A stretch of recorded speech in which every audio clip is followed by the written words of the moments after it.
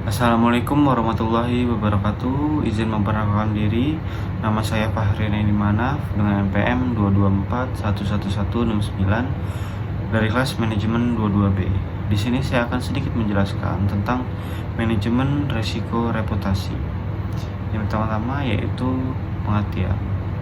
Manajemen risiko reputasi adalah proses identifikasi, evaluasi, dan pengelolaan risiko yang dapat mempengaruhi citra dan reputasi sebuah organisasi.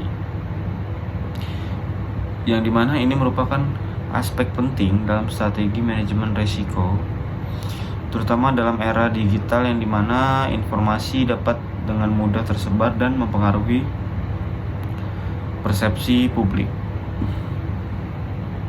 Ini yaitu beberapa poin-poin, yaitu yang pertama identifikasi risiko. Organisasi perlu mengidentifikasi potensi risiko yang dapat membahayakan reputasi mereka. Ini bisa termasuk skandal, kerugian, keuangan, produk, atau layanan yang tidak memenuhi harapan, perilaku tidak etis dari staf, atau krisis komunikasi. Selanjutnya yaitu penilaian dampak. Setelah risiko diidentifikasi, organisasi perlu mengevaluasi potensi dampaknya terhadap reputasi mereka. Dampak ini dapat meliputi penurunan kepercayaan pelanggan, kehilangan bisnis, penurunan harga saham, atau kesulitan merekrut karyawan berkualitas. Selanjutnya yaitu perencanaan respons. Organisasi harus memiliki rencana respons yang terstruktur untuk menghadapi risiko yang dapat membahayakan reputasi mereka. Ini termasuk strategi komunikasi krisis, langkah-langkah perbaikan, dan upaya pemulihan reputasi. Selanjutnya yaitu kebijakan dan prosedur, di mana implementasi kebijakan dan prosedur yang jelas untuk mengelola risiko reputasi adalah kunci. Kenapa begitu? Karena hal ini mencakup penegakan standar etika dan integritas, pelatihan karyawan, dan mekanisme pelaporan yang memungkinkan untuk mendeteksi dan menangani masalah sebelum mereka berkembang menjadi krisis. Selanjutnya yaitu pengawasan dan pemantauan.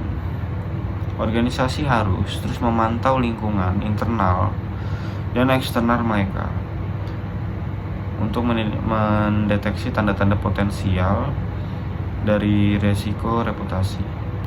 Ini termasuk memantau media sosial, umpan balik pelanggan bagaimana, dan perkembangan industri yang relevan. Selanjutnya yaitu krisis komunikasi. Manajemen krisis komunikasi menjadi kunci dalam menghadapi situasi yang dapat merusak reputasi. Respon cepat, transparansi, dan komunikasi efektif dengan semua pemangku kepentingan adalah penting dalam meminimalkan dampak negatif.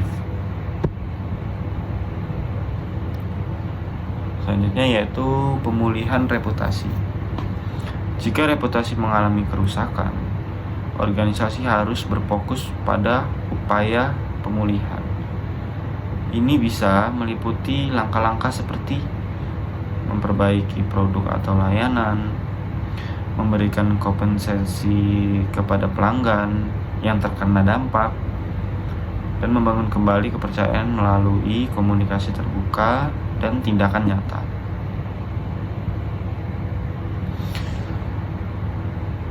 Dengan begitu dapat disimpulkan bahwa manajemen risiko reputasi bukanlah tugas yang mudah, tetapi merupakan bagian integral dari keseluruhan manajemen risiko organisasi yang efektif. Dengan memperhatikan dan mengelola risiko reputasi dengan cermat, organisasi dapat meminimalkan kerugian dan mempertahankan kepercayaan pemangku kepentingan mereka. Cukup sekian yang bisa saya sampaikan tentang manajemen risiko reputasi. Saya akhiri, wassalamualaikum warahmatullahi wabarakatuh.